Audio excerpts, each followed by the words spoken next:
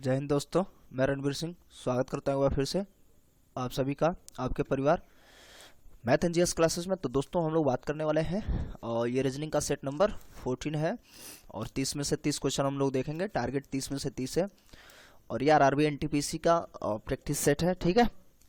और साथ ही साथ सभी एग्जाम के लिए ग्रुप डी हो, एसएससी, सीएचएसएल और जो भी एग्जाम कुल मिला के जो भी आगामी एग्जाम बनने वाले हैं सबके लिए महत्वपूर्ण रहेगा।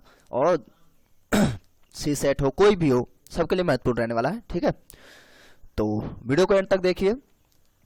चलिए शुरू करते हैं। उससे पहले यदि आप चैनल पर नए हैं तो आपसे रिक्वेस्ट है कि आप चैनल को सब्सक्राइब कर लें और साथ ही साथ नोटिफिकेशन बेल को ऑन कर लेंगे जिससे मिस सके और सबसे पहले दोस्तों के साथ शेयर करना बिल्कुल ना भूलें। चलिए शुरू करते हैं। पहला क्वेश्चन क्या है, नीचे दी गई आकृति में त्रिभुजों की कुल संख्या कितनी है।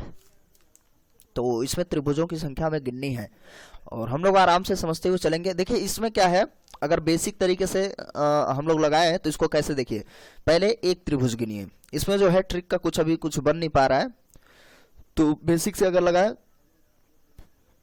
देखिए क्या हो जाएगा, 1 2 3 4 5 6। ये कितने हो गए, सिंगल वाले पहले कर लीजिए, उसके बाद डबल वाले जितने बन रहे हो, जैसे एक ये बन गया, दूसरा ये बन गया, तीसरा ये बन गया, ठीक है। जो दो चित्रों का है, इसके अलावा अभी 2 चित्र का नहीं बनेगा, ठीक है, क्योंकि ये देखिए चतुर्भुज बन जा रहा है। तो कितने हो गए, 3 ये हो गए। अब हम लोग 3 चित्रों के साथ है ना, 3 बॉक्स, तो ये 1 देखिए, फिर ये 2 है ना, फिर ये 3 और फिर ये 4 और एक बड़ा वाला भी ले लीजिए, इकट्ठा 5 ही। तो इतने 5 हो गए।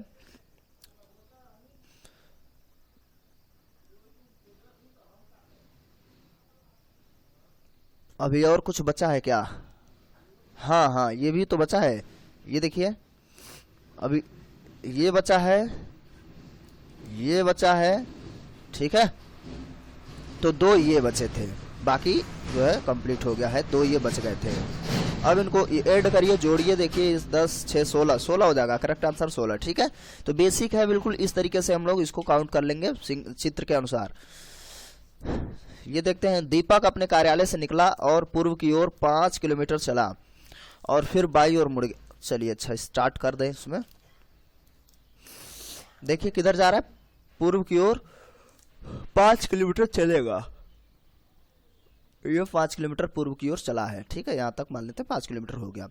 फिर वह बाईं ओर मुड़ा, इसकी बायां जो होगा ऊपर की ओर होगा, ठीक है, और 12 किलोमीटर चला, ठीक है। मदन जो कि उसी कार्यालय में काम करता है, ये कार्यालय है, ठीक है, वहां से निकला, पश्चिम की ओर चला 5 किलोमीटर चला और फिर बाईं ओर मुड़ गया। तो इसका बायां जो होगा नीचे की ओर होगा, तो ये हो जाएगा, ये भी 12 किलोमीटर चलता है। दीपक और मदन के घर के बीच की लघुत्तम दूरी कितनी है। तो ये दोनों घर है दोनों का, तो लघुत्तम दूरी पूछ रहा है ये, यानी कि आपको लगाना है पाइथागोरस परिमेय, ठीक है। पाइथागोरस परिमेय, इसका आधा आधा लगा के करेंगे तो थोड़ी सी समस्या हो सकती है, ठीक है। देखें समस्या हो रही कि नहीं।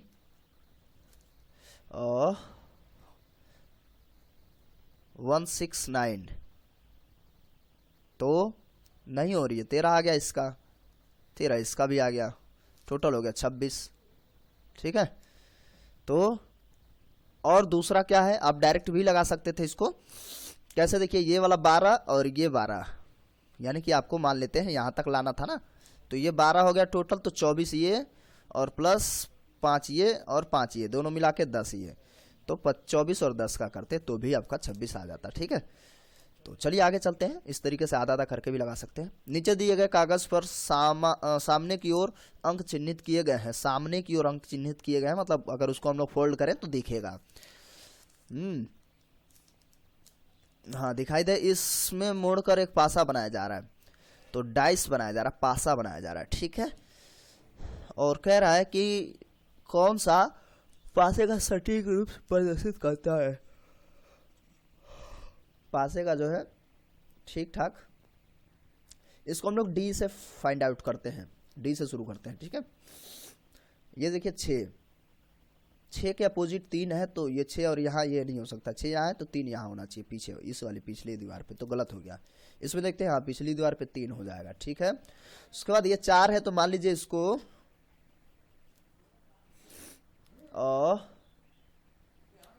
यहाँ 4 है, तो हो सकता है कि इसको ओजिंग पॉइंट माना होगा, ठीक है।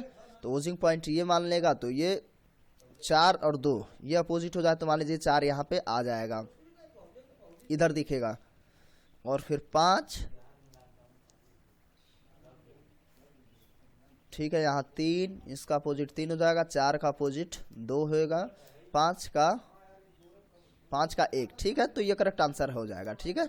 बाकी आके चेक कर लीजिएगा, फिलहाल मैं देखा नहीं उसमें आगे क्या है। आगे यदि बाहरी आकृति को घड़ी की सुई के अनुसार 270, अच्छा इसमें 270 और अंतरस्थ आकृति को घड़ी की सुई के विपरीत 270, घड़ी की दिशा में 270 मतलब क्या है, घड़ी की दिशा में 270, और जो अंदर वाला चित्र है उसको घड़ी के विपरीत दिशा में 270 टर्न किया गया है, ठीक है।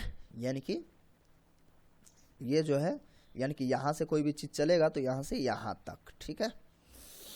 तो सबसे पहले बाहरी चित्र को, और पूछ रहा है मूल आकृति के समान ही कौन सा हो जाएगा। तो इसमें आप अगर इसका तो 270 लेके जाएंगे तो 180 270 को, इसका जो है यहाँ आ जा रहा है, तो ये नहीं हो पाएगा। इसका भी अगर 270 यहाँ से लेके चले, 180 270, फिर फिलहाल ये इसका गड़बड़ कर रहा है, छोड़ दीजिए, आगे चलते हैं, इसमें देखते हैं।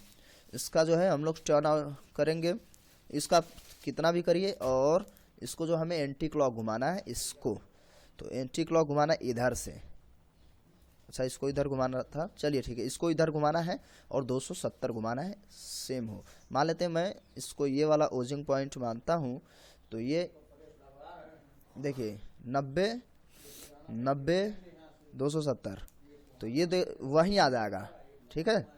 तो ये इसका करेक्ट आंसर होएगा, है ना।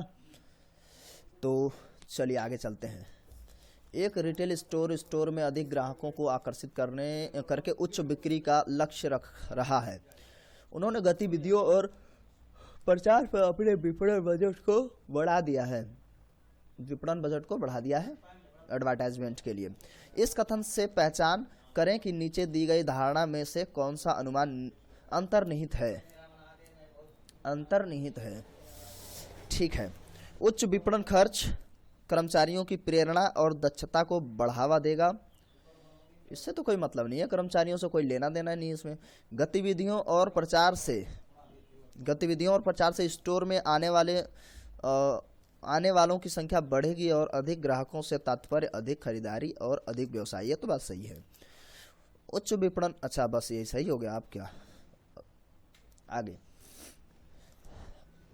एक लड़का मंच पर प्रदर्शन कर रहा है और उसकी ओर इशारा करते हुए लड़के के पिता के बगल में बैठे हुए दर्शकों में से एक आदमी ने कहा, यानी कि एक कोई व्यक्ति है, ठीक है।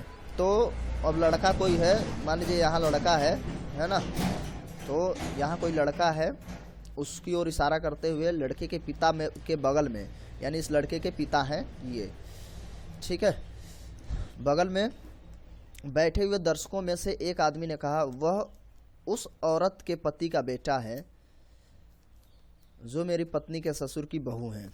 यानी कि वह उस औरत के पति, यानी कि उस औरत के पति, यानी कि इसकी क्या होगी, मदर होंगी, तो उसका पति का बेटा है, तो पति यही है, ठीक है, हाँ, पति का बेटा है जो मेरी पत्नी के, यानी इसके पत्नी के, इसकी पत्नी जो होगी इसकी वाइफ के ससुर की बहू है तो इसकी वाइफ का ससुर यानी कि ऊपर, ठीक है, तो ग्रैंडफादर की बहू है, यानी कि ये जो है दोनों जो है एक ही घर की बहुएं हैं, ठीक है, यानी कि ये दोनों भाई भाई होंगे, ये दोनों भाई भाई होंगे, ठीक है। तो ये चाचा ताऊ कुछ ऐसा लगेगा। आगे देखते हैं। उस आदमी का संबंध बताना है लड़के से, तो लड़के से उसका जो संबंध है चाचा का है, ठीक है। यदि अंग्रेजी वर्णमाला में सम संख्या पर आने वाली सभी अक्षरों को 4 से गुणकों को छोड़ करके, यानी जो 4 से गुणा करेगा उसको छोड़ करके हटा दिया जाए, तो नई वर्णमाला श्रृंखला में 13वें स्थान पर कौन सा अक्षर आएगा। तो 13वें में आने का क्या कॉन्सेप्ट है। पहली बात तो सारे के सारे सम घटाने हैं, 13 दूनी 26, जिसमें से 4 वाले अभी रह जाएंगे। तो ये आई थिंक अनुमान, चलिए अनुमान नहीं लगाते हैं, डायरेक्ट हम लोग लगाते हैं। इसको देखिए क्या करना है, ए लिखना है, बी को नहीं लिखना है। चलिए मैं पूरा लिख दे रहा हूँ, C D E F G H I J K L M N N O P Q R S T, बस इससे ज़्यादा नहीं जाना है। देखिए इसको काटिए, साफ साफ बोल रहा है, देखिए सम संख्या पर काटना, लेकिन 4 के गुणज वाले को छोड़ देना है। इसको रहने दीजिए, इसको काट दीजिए, क्यों, क्योंकि ये 6 नंबर पे आता है, ठीक है। फिर 7 8 को रहने दीजिए, 9 10 को काटिए, 11 12 को रहने दीजिए, 13 14 को काटिए, 15 16 को रहने दीजिए, 17 18 को काटिए, 19 20 को रहने दीजिए, ठीक तक रहने देते हैं, ठीक है। पूछ क्या रहे, 13 ना, तो 1 2 3 4 5 6 7 8 9 10 11 12 13, क्यू करेक्ट आंसर, क्यू, ठीक है। चलिए नीचे दी गई श्रृंखला में पहचान करें, क्वेश्चन मार्क के स्थान पर क्या आना चाहिए। तो बी के बाद B C D plus 2, E F plus 2, F G H plus 2, यानी कि फाइनली हमें पता है प्लस 2 करना है। तो एल एम एन, यहाँ पे एन आएगा, ठीक है। अभी ये वाला संबंध हम लोग ढूंढते हैं, मुझे लग रहा है इधर से कुछ कर रहा है, देखते हैं। आई के बाद जे के बाद के फिर एल, यानी कि इधर से प्लस, हम माइनस में कर रहे हैं, जो भी करेंगे तो इधर से +3 कर रहे हैं। आई के बाद जे के एल +3, फिर अब देख लेते हैं यहाँ से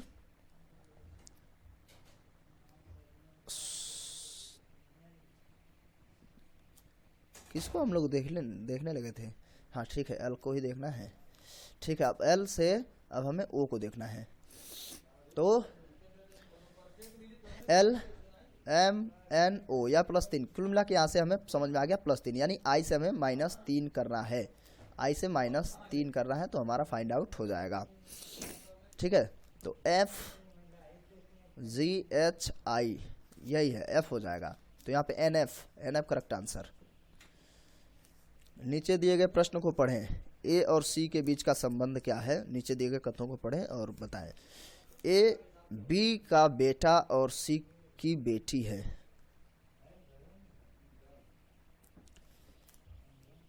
ए और सी के बीच में संबंध बताना है, ठीक है। ए बी का बेटा है, ये जो है बी का बेटा है, और सी डी की बेटी है, जो सी है वो डी की बेटी है, ये मदर है, नहीं ये डॉटर है, ठीक है, और ये कुछ भी हो सकते हैं। उपरोक्त कथन का उत्तर देने के लिए नीचे दी गई अतिरिक्त जानकारी की आवश्यकता होगी। हमें ए और सी को ध्यान देना है, यानी कुछ इसमें इनको लिंक करने वाला दे दे। ए सी से बड़ा है, कोई मसला ही नहीं है, सी ए से लंबा है, क्या मतलब है यार, बी पुरुष है और डी महिला, इससे भी कोई फर्क नहीं पड़ता। डी बी की पत्नी है, डी बी की पत्नी है,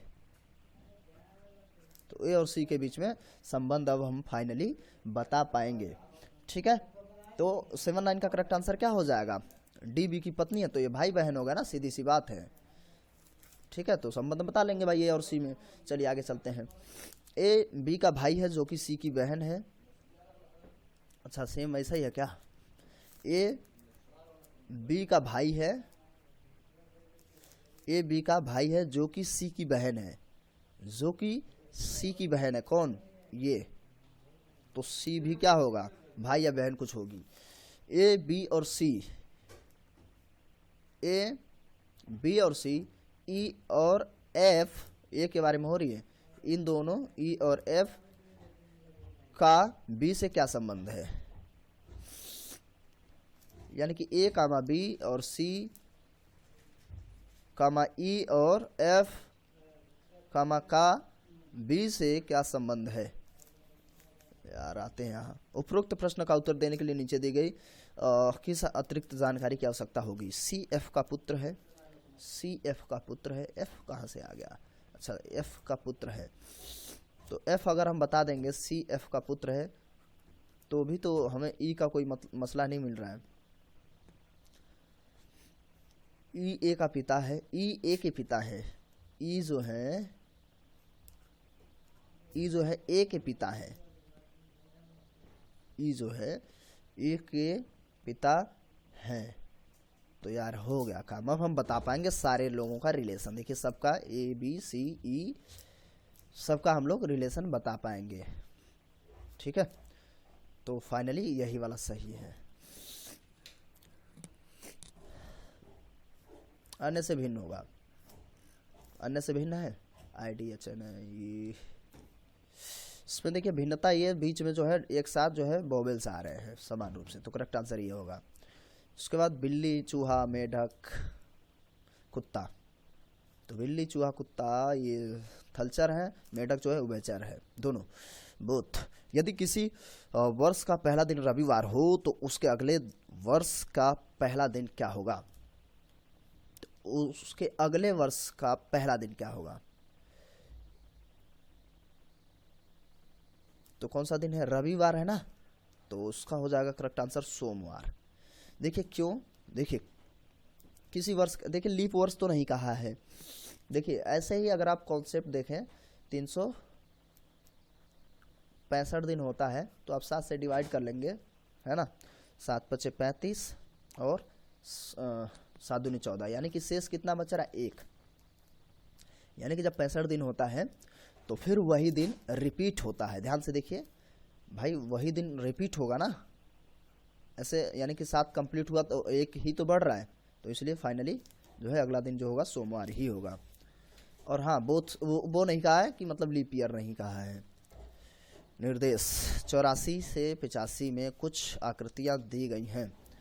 इन आकृतियों में कुछ संख्याएं दी गई हैं, ये संख्याएं किसी विशेष क्रम में हैं, इनमें से संख्या गायब है, कोई न कोई बताना है।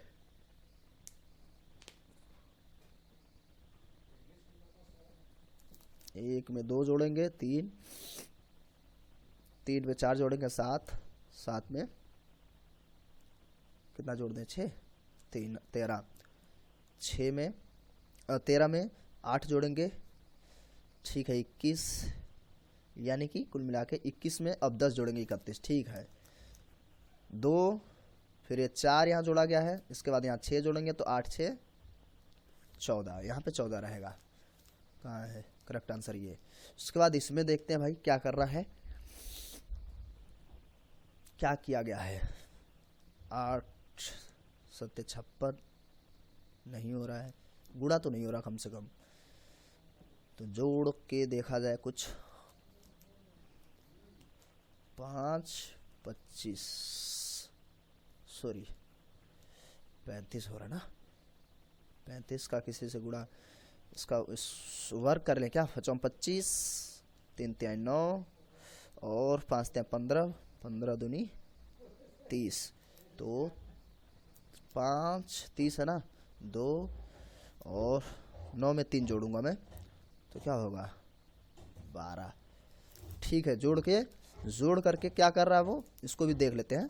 4 3 7 और यहाँ पे 2, देखिए 7 7 49, 2 दूनी 4 और 7 दूनी 14 दूनी 28, तो 9 2 6 और 1 7 729, ठीक है। कुल मिला के बात समझ में आ गई। इसको जोड़ेंगे तो क्या हो रहा है 25 नहीं 23 हो रहा है, ठीक है 23 का हम लोग क्या करेंगे वर्क करिए, तो क्या होता है 3 3 9। देखिए अगर जब इकाई अंक बचता है तो हम लोग 0 बढ़ा लेते हैं, इसका ट्रिक है, आप देख लीजिएगा वीडियो मिल जाएगा। 2 दूनी 4 और 2 3 6 6 दूनी 12, देखिए मुझे भी मेमोराइज नहीं रहता, ऐसे तुरंत निकाल लेता हूँ मैं, 529 हो जाएगा इसका करेक्ट आंसर तीसरा। आगे चलते हैं। एक निश्चित कोड में इसको ये लिखा गया है, तो उसी कोड में क्या लिखा जाएगा, इसको क्या किया गया है, जी आई जी तो सेम है, उसके बाद उसके बाद क्या किया गया है, 3 सेम है, उसके बाद यहाँ से जो है कुछ मसला बन रहा है। तो देखिए टी कहाँ है इस नंबर पे, यहाँ पर है, और टी को पहले लाया है, फिर ए है वहीं रखेगा, यानी ऐसा किया है क्या, रिप्लेसमेंट नहीं किया है, सिर्फ यहाँ इसको ले आया है। अच्छा हम भी लोग फटाफट करते हैं, देखें MIR यहाँ तक हो गया, और फिर इसको यहाँ पर ले आएंगे हम लोग, तो क्या हो जाएगा, ये L होएगा, फिर ये जो था उसके बाद ऐसे रखा है, तो यहाँ पर भी A है तो ऐसे रखेंगे, फिर उसके बाद क्या हो गया, इतना हो गया, फिर NCI में देखेंगे तो ये N जो बचा था N,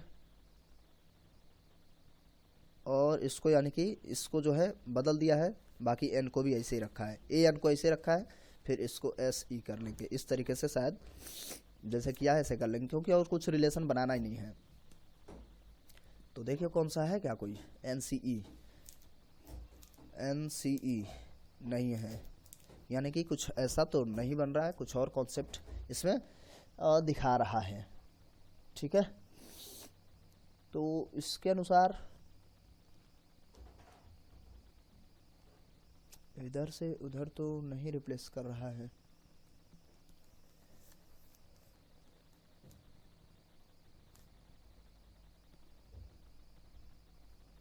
कितने हैं, 3 3 6 और 2 5।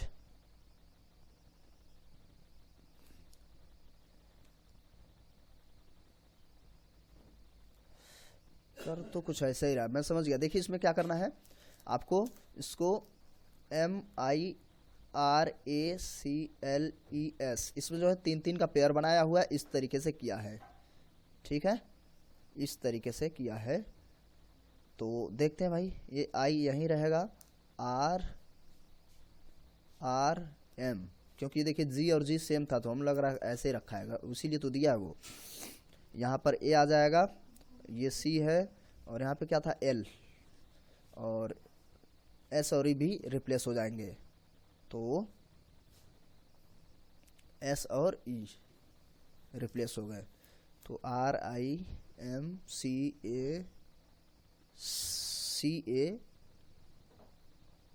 तो C के बाद A है,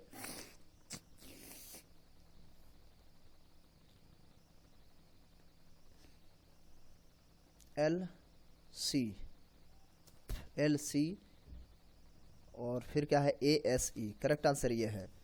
तो ऑप्शन ढूंढने में इतना टाइम लग जाएगा तो हो चुका काम। ठीक है, आगे चलते हैं। 8-7 शब्दों को एक सार्थक तर्कसंगत क्रम में लगाएं और फिर निम्न में से विकल्प को सही वाले को चुनेंगे। क्या है, गरीबी, जनसंख्या, मृत्यु, बेरोजगारी, बीमारी।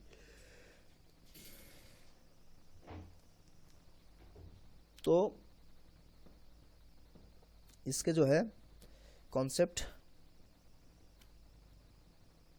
शुरू से शुरू करते हैं। सबसे पहले जनसंख्या बढ़ेगी, ठीक है,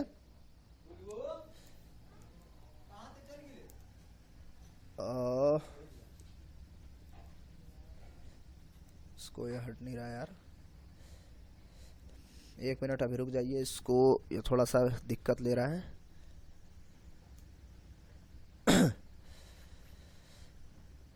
तो सबसे पहले जनसंख्या बढ़ेगी, और जनसंख्या जब बढ़ेगी तो बेरोजगारी बढ़ेगी, सीधी सी बात है।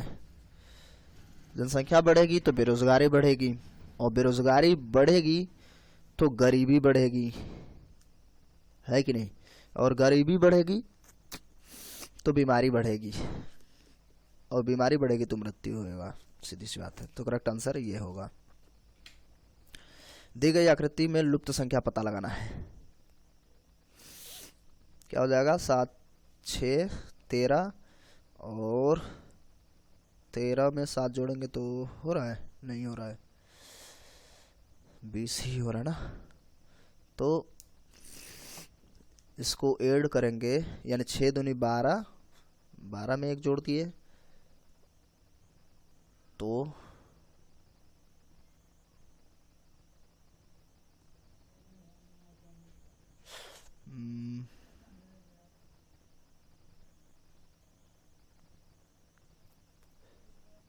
ऐसे तो 13 39 होगा प्लस 3,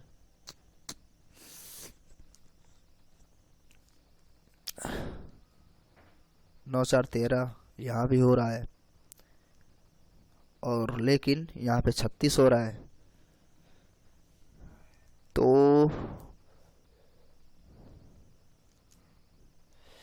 क्या कॉन्सेप्ट लगा रहा है यहाँ पर?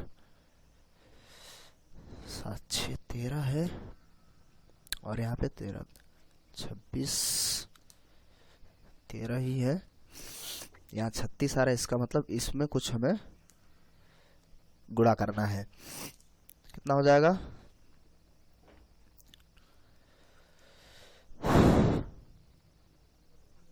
78 है, तो यार इतना तो फिर 13 घटाएंगे क्या? नहीं हो रहा है। और इसमें क्या फाइंड आउट करेंगे हम लोग?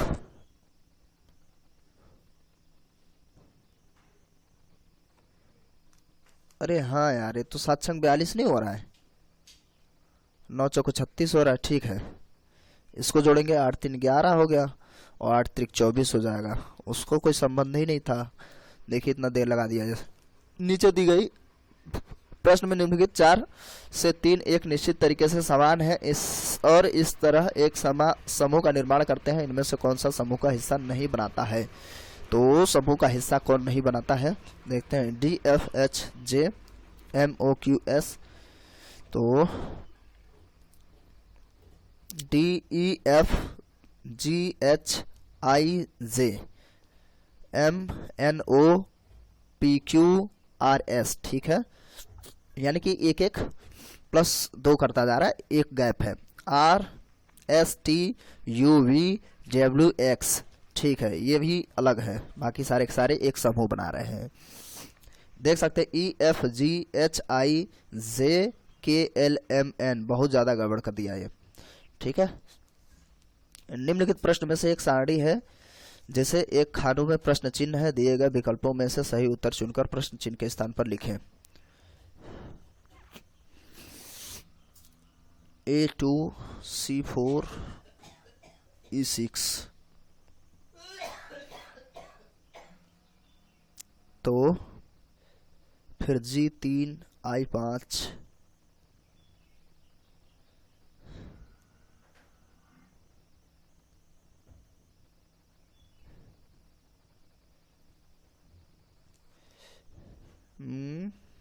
इसमें जो है 2 का अंतर किया है ना, प्लस 2 करता गया है, और यहाँ भी प्लस 2 ही करेंगे हम लोग। तो यहाँ 3 है, 3 के बाद 2 5, तो आई के बाद जे, फिर के आएगा, के के बाद हम लोग क्या करेंगे, 5 के बाद ये 15, तो जी का 3,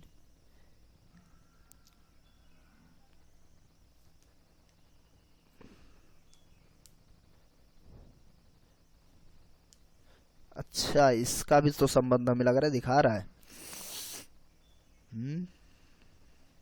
5 4 9 4 2 6 5 3 8, 5 3 8। ठीक है, इसका जो है ये वाला हो जाएगा। ठीक है, तो के तो आ रहा है, 5 3 8 होएगा, ये करना पड़ेगा, ये ध्यान देंगे। ठीक है, चलिए आगे चलते हैं। निम्नलिखित अंकमाला में से एक अंक लुप्त है, आपको इस अंकमाला के पैटर्न को समझना है और फिर लुप्त अंक को लिखना है। ठीक है भाई, 4 3 7 7 और 4 11, 11 में कुछ ऐसा तो गड़बड़ हो रहा है। देखिए यहाँ पर 3 जोड़ रहे हैं हम लोग, तो 4 3 7 होगा। यहाँ 4 जोड़ रहे हैं, 7 4 11, और यहाँ पे क्या कर दे रहा है, और डायरेक्ट जो है 7 हो रहा है, यानी 4 3 7, 7 बढ़ रहा है। इस हिसाब से यहाँ कितना अंतर हो रहा है, 1 और 1, यानी कि 7 4 11। ठीक है, बात समझ में आ गई है। एक और अभी क्लियर हो जाएगा। इसमें जो अंतर बनेगा वो कितने का बन जाएगा, 8 और 8 और 2 का ही बन रहा है। हाँ, नहीं नहीं, 8 और 1 का ही बनेगा अंतर, इसमें 18 का अंतर बन रहा है। और अब देखिए 18 और 11 जोड़िए, फिर 47 में जोड़ दीजिए, तो 8 1 9, और ये 2 और 4 7 भी जोड़ दीजिए, तो आ जाएगा आपका आंसर 76। ठीक है, तो ये कॉन्सेप्ट था। निम्नांकित 4 अंकमालाओं में से 3 अंकमालाएं एक ही पहचान के अनुसरण करती हैं, जबकि चौथी अंकमाला से भिन्न है, अंकमाला के अन्य 3 से अनुसरण नहीं करती है, उसको ढूंढना है। ठीक है, 8 पंचे 40, एक कम है, 120, अरे कोई मसला ही नहीं बन रहा है, 9 छक 54, तो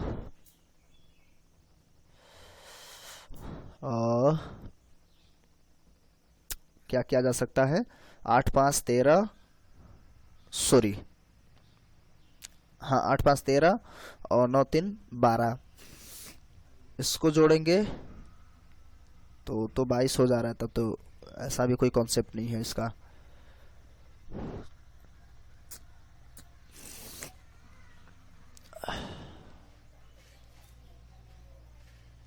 आठ 5 13, 13 3 39,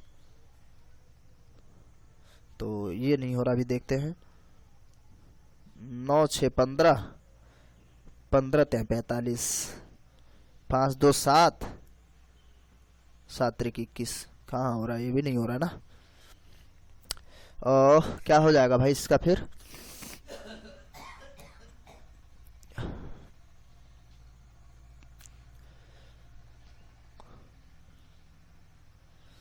हाँ लेकिन ये ही नहीं हो रहा ना, ये तो हो रहा ना, तो करेक्ट आंसर यही है, कॉन्सेप्ट तो वही है।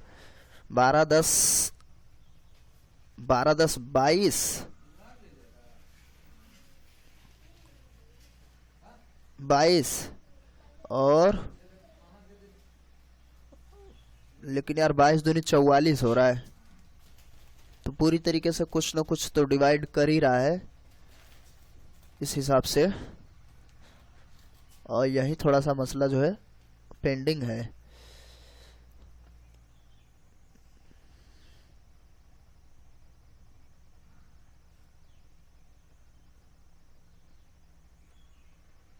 तो कुल मिला के 2 से या 3 से डिवाइड हो रहा है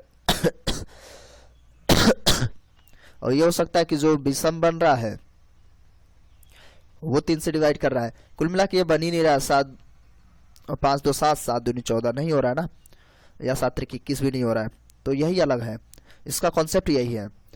ऐसा भी दे, एक पिता की आयु 10 वर्ष पहले उसके पुत्र की आयु से 3 गुनी थी। 10 वर्ष पहले थी तो अब का हम लोग मान लेंगे x है, पुत्र का y है, ये फादर है। ठीक है, तो वर्तमान आयु का अनुपात पूछा है, वर्तमान आयु का, उनकी वर्तमान आयु का क्या अनुपात है। तो किनकी पहले पिता का नाम लिया है, तो पहले पिता का अनुपात रखेंगे, x अनुपात y बराबर, ध्यान से देखिए, यदि एक पिता की आयु 10 वर्ष पहले उसके पुत्र की आयु से 3 गुनी थी, 10 वर्ष पहले की बात है, तो दोनों में जो है 10 वर्ष पहले ले जाएंगे। ठीक है, 10 वर्ष पहले मतलब माइनस कर रहे हैं, तो जो इसके पिता की जो आयु है वो पुत्र की आयु की 3 गुनी थी, 3 गुनी यही थी ना, क्लियर है। 10 वर्ष बाद पिता की आयु उसके पुत्र की आयु से 2 गुनी है, तो 10 वर्ष बाद, तो 10 वर्ष बाद उसके पिता की आयु पुत्र की आयु की क्या है, 2 गुनी है। यानी कि अब ऐसा करते हैं ना, समीकरण बराबर कराते हैं, तो ये जो है इसको रहने दीजिए। देखिए पिता की आयु पुत्र की आयु की 3 गुनी थी, तो अब देखिए, अब यहाँ पे मैंने इसमें 3 गुना किया था क्योंकि अब रेशियो ले रहे थे, तो अब आपको करना होगा इसमें 3 गुना। बात समझ रहे हैं, तो पहले ये वाला समीकरण सेट कर लेते हैं। तो यहाँ पे क्या हो जाएगा, और इसका जो बन जाएगा x माइनस वाई, मतलब 3y होगा यहाँ पे। ठीक है, ये 300 गुणा कराएगा ना, और ये माइनस का 30 होगा, ये इधर से आएगा तो प्लस, यानी कि माइनस का 20। ये एक समीकरण बन गया। दूसरी समीकरण क्या है, 10 वर्ष बाद की बात कर रहा है, तो x plus 10 is equal to Y plus 10। 10 वर्ष बाद क्या है, और जो पिता की आयु है उसके पुत्र की आयु से दोगुनी है, तो अब इससे दोगुनी ही है। तो x plus 2y is equal to, यहाँ 20 है, इधर आया तो घट जाएगा तो प्लस का 10। ये समीकरण हो गया। अब आप क्या करेंगे, इसको वैल्यू निकाल लीजिए, ठीक है, यहाँ 20 ही है, और चिन्ह बदल देंगे, ये प्लस हो जाएगा, ये भी प्लस हो जाएगा, ये खत्म हो गया, ये बचेंगे 5y, जगह थोड़ा कम है, देखते रहिए 5y, और ये जो भी प्लस हो गया तो ये 20 और 10 30 हो जाएगा, तो 30 यहाँ हो गया, तो 5 का 30, y बराबर क्या होगा 6। y बराबर 6 है तो x की वैल्यू आप कहीं भी रख करके निकाल लेंगे, ठीक है। मान लेते हैं आप यहीं रखना चाहते हैं, तो क्या हो जाएगा, 6 18, 18 जाएगा माइनस का, इधर हो जाएगा प्लस, ठीक है।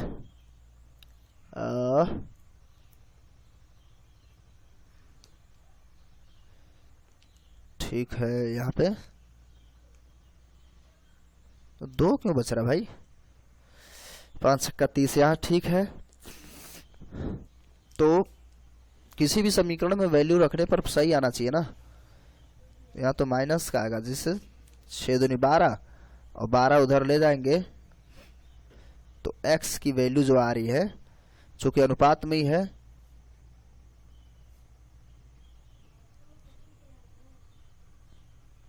अनुपातिक ही मान पूछा है, आनुपातिक मान ही पूछा है, ठीक है। तो y का डायरेक्ट अगर हम 6 निकालते हैं,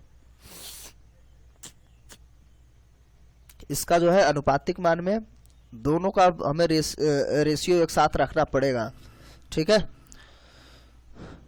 तो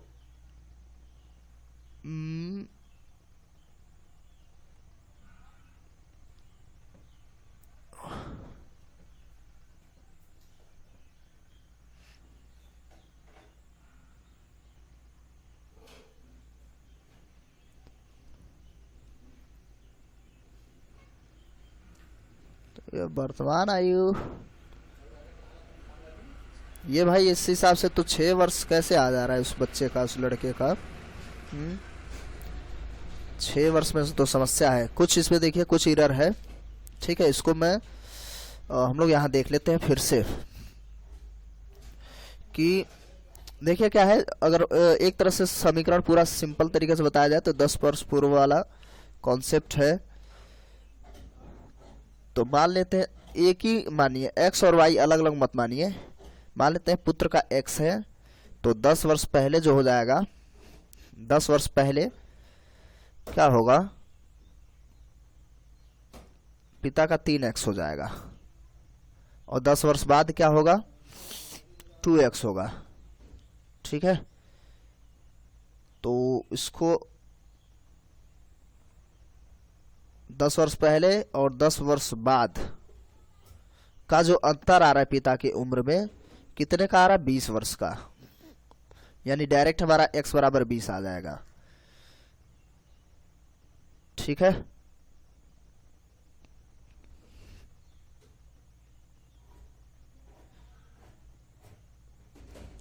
अब यहाँ पे ध्यान दीजिए, हम लोगों को करना क्या है,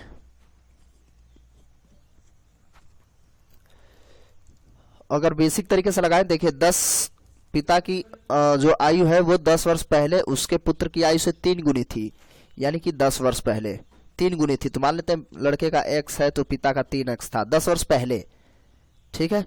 तो उसमें एज में हम लोगों ने माइनस किया था, और 10 वर्ष बाद पिता की जो आयु है उसके पुत्र की आयु से 2 गुनी है, यानी कि अब क्या है, 2x है 10 वर्ष बाद। हालांकि उसकी भी बढ़ रही है, लेकिन अब अंतर जो आ रहा है 10 और 10 20 का अंतर आ रहा है, इसका जो x बराबर 20 आ रहा है कुल मिला के, यानी सीधा सा मतलब लड़के का क्या है, 20 वर्ष है वर्तमान आयु, ठीक है। और फिर पिता की वर्तमान आयु क्या हो जाएगी, इनकी जो वर्तमान आयु हो जाएगी,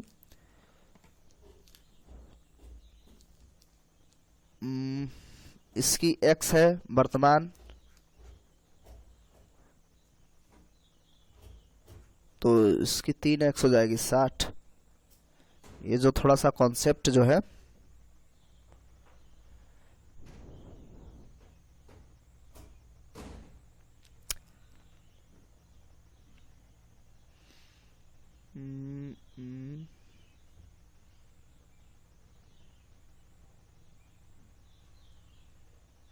लड़के का x उस समय था तो 3x है इस समय, अंतर हम लोगों ने निकाल लिया सिर्फ x की वैल्यू, तो उस समय यानी 10 वर्ष बाद तब तो इसका 30 हो जाएगा ना इस लड़के का। ठीक है, ये जो था x 10 वर्ष पहले वाला था, तो अब 30 वर्ष है वर्तमान इसका, और पिता की 20 या 60, 60 में 10 जोड़ेंगे 70। ठीक है, 70 30 है यानी रेशियो इसका ये वाला है। ठीक है, इसको अगले पेज में उस सवाल को समझे ध्यान से देखिए। मैं इसको ऐसे बेसिक तरीके से मान लिया था कि उसका जो पूर्व वाला जो आई थी, पूर्व वाली आई थी x, तो उस समय जो है पिता की थी 3x, तो 10 वर्ष का अंतर करेंगे, यानी कि अब देखिए 10 वर्ष पहले और 10 वर्ष बाद यानी 20 वर्ष का डायरेक्ट अंतर है ना, और पिता की ही उम्र में 20 वर्ष का अंतर आ रहा है, तो पहले वो 3x थे, बाद में 2x हुए, दोगुना हुए, तो 20 वर्ष डायरेक्ट यानी x बराबर 20। ठीक है, और ये कैसे था, 10 वर्ष पूर्व का था, ये थोड़ी सी गड़बड़ी हो गई थी इसमें। तो अब जो है लड़के की अब क्या हो जाएगी, 20 में 10 जोड़ेंगे तब वर्तमान आएगा ना। ठीक है, तो फिर उसका लड़के का 30 आया था और 20 या 60, फिर पिता का 10 और जोड़ देंगे 70 हो गया था। चलिए थोड़ा सा इसको जो है समीकरण में डायरेक्ट अगर इसको बनाता दोनों का एक साथ रख करके तो डायरेक्ट आंसर आ गया होता, कोई दिक्कत नहीं होती। चलिए ये है, यदि प्लस का अर्थ गुणा है, यानी कि चेंज करने के लिए कह रहा तो करते जाइए, सीधी सी बात है। प्लस का अर्थ कहाँ है, प्लस का अर्थ गुणा है, माइनस का अर्थ भाग है। ठीक है, माइनस का अर्थ भाग है, और गुणे का अर्थ माइनस है, गुणे का अर्थ माइनस है, और भाग का अर्थ प्लस है। ठीक है, तो 7 पचे 35, और फिर 7 दूनी 14, यहाँ 14 रहेगा, 14 में फाइनली घटाना है बाद में 49 में 5 जोड़ करके। ठीक है, तो जोड़िए क्या हो जाएगा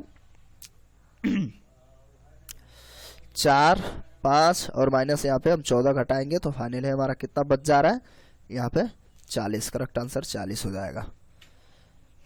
एक महिला की ओर इशारा करते हुए एक पुरुष ने कहा, वह मेरे दादा के एकमात्र पुत्री की पुत्री है। वह पुरुष उस महिला से कैसे संबंध रखता है।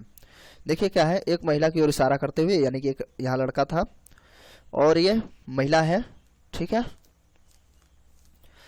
वह मेरे दादा, यानी कि दादा यहाँ ग्रैंडफादर, मेरे दादा के एकमात्र पुत्री, यानी कि एकमात्र पुत्री, यानी कि यहाँ पे उनकी डॉटर होंगी, पुत्री की पुत्री है, की पुत्री है। ठीक है, और किसके दादा की, इसके दादा की, दोनों भाई बहन हो जाएंगे। ठीक है, तो उस महिला से क्या संबंध है, महिला से उसका संबंध है भाई का। ठीक है, चलिए आगे चलते हैं हम लोग। निम्नलिखित प्रश्न में से एक ही पासे के 4 स्थितियां दी गई हैं।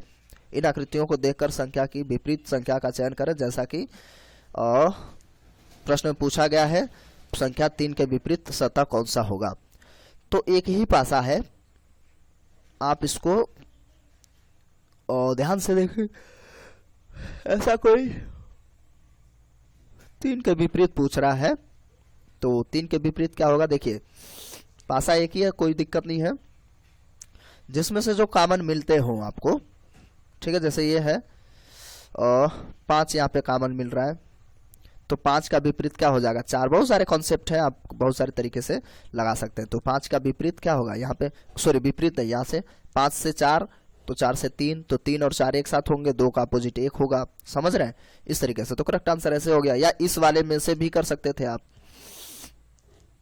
क्योंकि आप देख पा रहे हैं कि ये क्या है, इसका ऐड करने पे 7 नहीं हो रहा है ना, तो हमें विपरीत से कोई मतलब नहीं है। चलिए हम लोग अब क्या करते हैं, आगे चलते हैं। मानक पासा से, हाँ, पार्क में एक आदमी की तरफ इशारा करते हुए नमन ने कहा, उसका पुत्र मेरे पुत्र का चाचा है। जो उसका पुत्र है मेरे पुत्र का चाचा है, तो उस आदमी से क्या संबंध है। तो डायरेक्ट आप देख सकते हैं इसमें, अगर आप अपने रिलेशन में देखेंगे तो डायरेक्ट आपको पता चल जाएगा कि ये पिता है। लेकिन ध्यान से देखेंगे, ऐसे मैं बना के दिखा रहा हूं आपको। एक आदमी पार्क की तरफ इशारा करते हुए कहा, नमन, करते हुए नमन ने कहा, ये नमन है, नमन ने कहा उसका पुत्र, यानी इसका जो पुत्र है, इसका जो पुत्र है मेरे पुत्र का, यानी इसके पुत्र का क्या है, चाचा है, यानी ये चाचा कहेगा इसको। तो ये दोनों भाई हुए, तो जब ये भाई हुए तो ये पिताजी ही तो हुए इसके, ठीक है। अनूप दक्षिण की ओर चलना शुरू करता है, दक्षिण की ओर चलना शुरू करता है 15 मीटर चलने के बाद, यानी 15 मीटर चला हुआ है दक्षिण की ओर, ठीक है। ये दक्षिण नीचे है। वह उत्तर की ओर मुड़ता है, फिर उत्तर की ओर मुड़ेगा, स्पष्ट है, सीधा फिर उत्तर की ओर जा रहा है। फिर 20 मीटर चलने के बाद, यानी वापस यहाँ आ गया भाई, तो 5 और एक्स्ट्रा चल गया। वो चलने के बाद वह पूर्व की ओर मुड़ता है, 10 मीटर चलता है, 10 मीटर, पूर्व इधर है तो 10 मीटर चलेगा। और फिर वह दक्षिण की ओर मुड़ता है, 3 मीटर चलता है, दक्षिण की ओर मुड़ता है और 3 मीटर चलता है, लगभग यहाँ, ठीक है। अब वह अपनी आरंभिक स्थिति से कितनी दूर और किस दिशा में है। आरंभिक स्थिति ये है, ये यहाँ पर है, और कितनी दूर है, ठीक है। तो ध्यान से देखिए, ये जो है 10 है और ये दूरी जो है 12 है, ठीक है। तो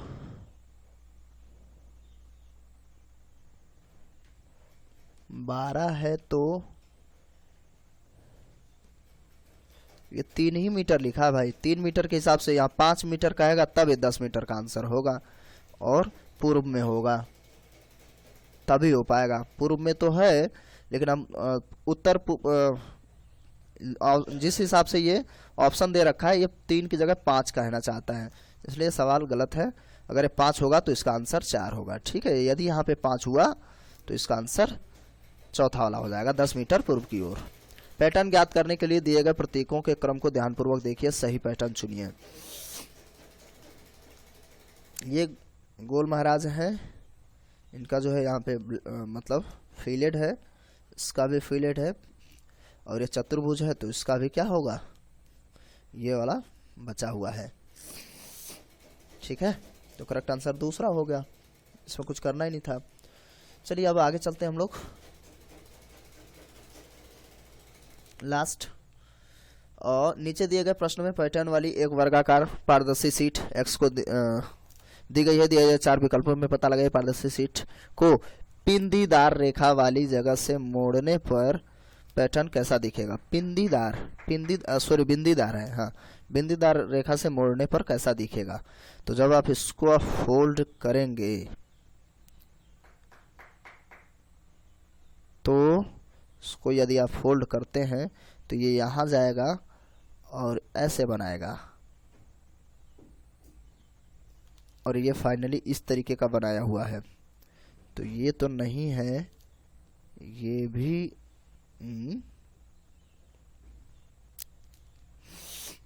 ये अपने प्रश्न के अनुसार इसका होना चाहिए था चौथा, ठीक है, इसका होना चाहिए था चौथा, लेकिन एक्चुअल में नहीं है क्वेश्चन के अनुसार। भाई मोड़ेंगे तो ये ऐसे दिखाया हुआ है, और ये जाएगा तो ऐसे हो जाएगा, तो ऐसे होना चाहिए ना, लेकिन ये तो इधर को घुमा हुआ है, ये वाला। लेकिन ठीक है यही आंसर, क्योंकि इसके अलावा और कोई हो ही नहीं सकता, इधर ये टर्न है, ठीक है। तो ये आपके 30 क्वेश्चन कंप्लीट हो गए। कैसा लगा वीडियो कमेंट करके जरूर बताएंगे। कोई भी कंफ्यूजन है तो आप नंबर बोल करके आप बता सकते हैं, तो उस पर सेपरेट उस मतलब जो भी क्वेश्चन रहा होगा उस पर हम लोग स्पेशल वीडियो कोई देख लेंगे, ठीक है, अलग से। तो ठीक है, मिलते हैं अगले वीडियो में, तब तक के लिए नमस्कार, जय हिंद, जय भारत।